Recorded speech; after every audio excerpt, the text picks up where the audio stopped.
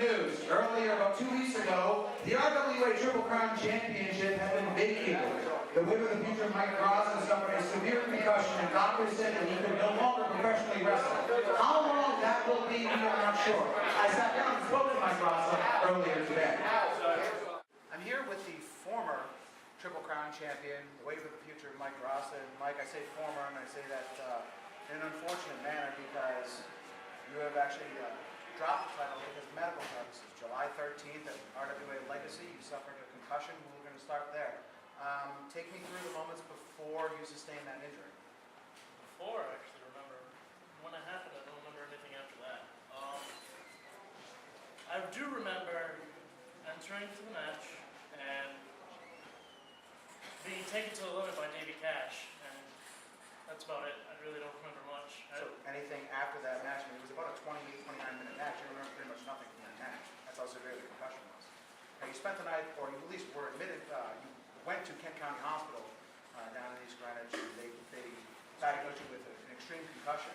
You came to RWA Hype and you wrestled again. You also wrestled in other federations and exacerbated your injury to the point where I have to ask the question, will you professionally wrestle ever again? That's still up in the air for me, to tell you the truth. It's up in the air. I know that doctors have said the earliest that they could possibly expect you back is possibly November, and that's if everything goes well. I know that you're still suffering from some headaches. That's a correction, January. Right, January. I was trying to get you. But I know you're still suffering from headaches. Actually, since you and I have been here today, I know that you seem quite tired. Part of that is obviously concussion syndrome. The other part of that is, well, you're 19, so good for you. That being said, with RWA, you have to drop the RWA Triple Crown Championship. Is there anybody on that roster you'd like to see hold this belt and represent the company as their top champion? First off, I'm going to say a couple people that shouldn't have it. People that don't know how to wrestle and shouldn't, that should not have to be carried in the ring to put on a good show. I'm not going to drop the names because I'm not that kind of guy. Now people that I would like to see hold the title, Tommy Trainwreck. And a guy that's been mentoring me for the past few months, JT Dunn. Two names that pop in my head. Two of the top guys in the company. I mean, Tommy Trainwreck helped unseat the stacked deck with Chris Pyro and Billy Ware was a legacy. Now, what has it been like? Because I know that you wrestled not only in RWA but across New England. What's it been like to basically be forced out of the ring and know that you have, friends and guys and girls you consider family, here in front of a crowd and professional wrestling every day? What's it like to sit here and have to watch from the sidelines?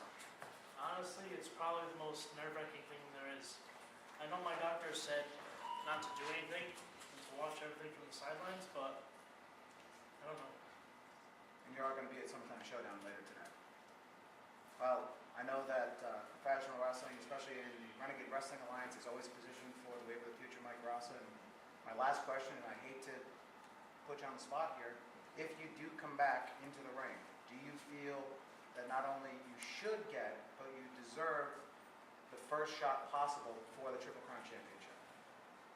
I don't care who they put in front of me, whether it's 1, 2, even 29 other people. I'm going to get that thing back. Even if I don't wrestle, it's going to be mine. Well, Mike Graca, it's been a pleasure to watch you in the ring, and until we see you again, I truly wish you the best in your future endeavors. And now with more on the RWA Triple Crown Championship situation and, ongoing issues in the RWA, it's T. Phoenix. Thank you, Rob. Hello, everybody. There are indeed a number of issues to take care of. First and foremost, going back to Legacy 6, we all had a fantastic time, but there were a number of people who pushed management a little bit too far, and it comes to a point where now I have to step in. The ladies of management have been doing a fantastic job. But up against,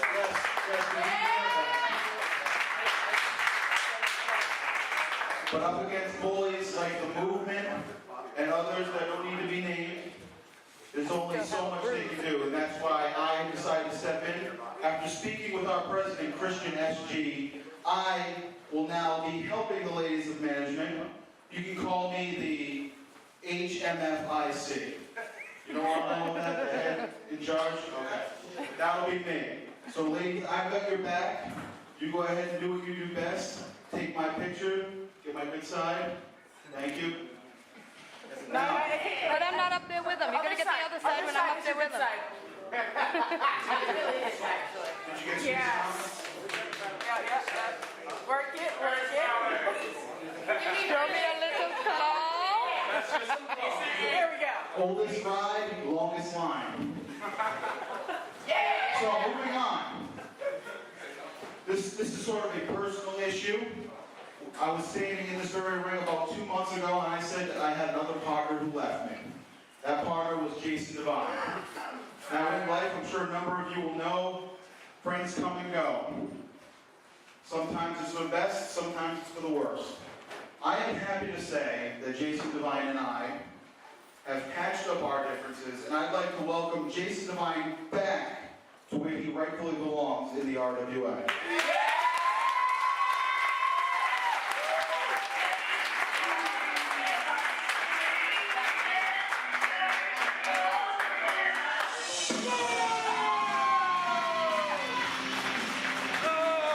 Well, Jason Devine makes his way back to RWA, and I tell you what, Bobby Rossi, you know, you could say that Jason Devine's immediate departure could have cost T. Phoenix that injury that we haven't seen him wrestle in a while. But it looks like everything has come to a mea culpa of sorts with these two. Well, as we know, T. Phoenix has got more than his fair share of pulling here in this company. If you see Jason Devine here at the show tonight, obviously there's been some reconciliation made.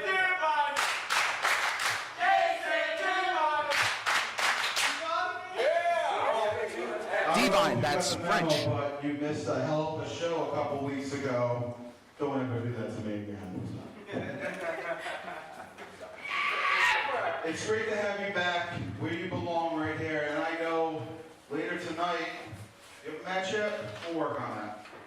Later tonight, I'm sure you'll tear it up and give each and every one of these people something to appreciate. Maybe a little dancing. Just a little.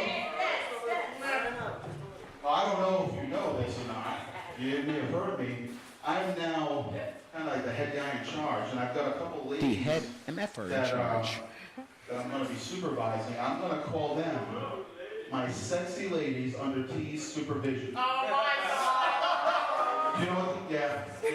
Figure out that acronym. Yep. Oh my God! And there goes our PG rating.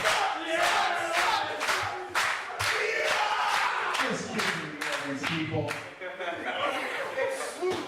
Now we're on to another bit of business, and I know this news is hard to be.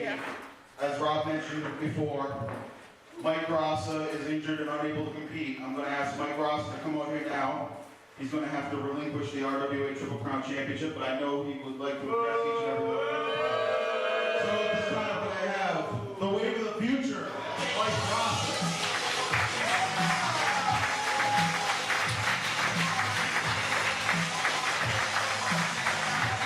Mike Graca said to me earlier he will not step into a wrestling ring until he is medically cleared to be a professional wrestler again. This is very hard for the former champion. Next number, I'd like to return to the classics. Well, as if we didn't see this coming. The albatross around Mike Graca's neck and Davey Cash. He's always got to come by and piss on the parade. This is like a fart in church, Bobby Rossi. At least he's wearing a Michael Jordan shirt and not somebody that doesn't even play anymore. Either way, he's a thorn in my side.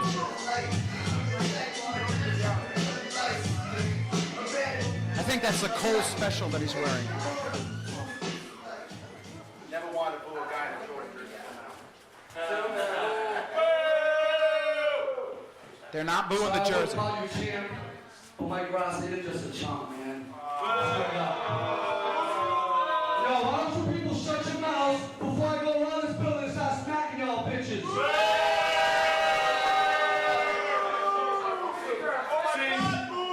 See, I am now the future of RWA. Mike Graca, you are just a wave of the past, homie. I am going to be the new champion. I know he's got a concussion. I want him to freaking deck him right now, Bobby Rossi. I honestly feel as though T. Phoenix should be doing something about this as the HMFIC. I don't need the parade of music. We've all seen this episode of Monday Night Raw, and quite frankly, I'm sick of it.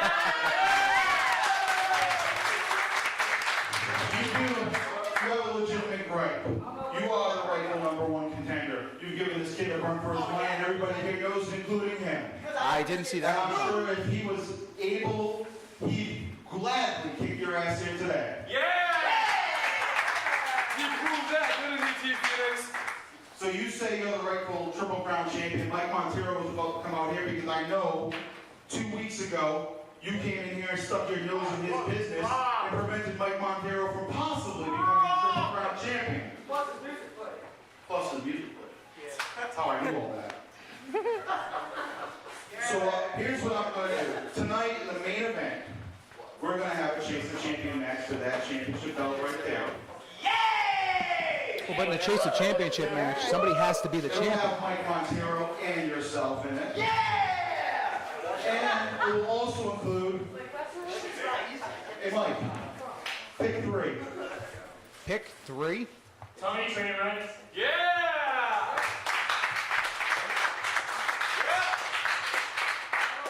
Shannon, Jack. Oh, I'm just kidding. JT Dunn.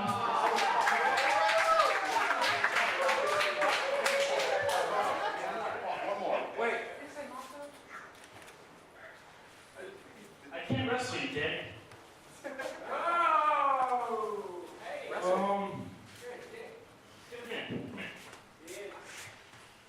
Nothing good comes from whispering.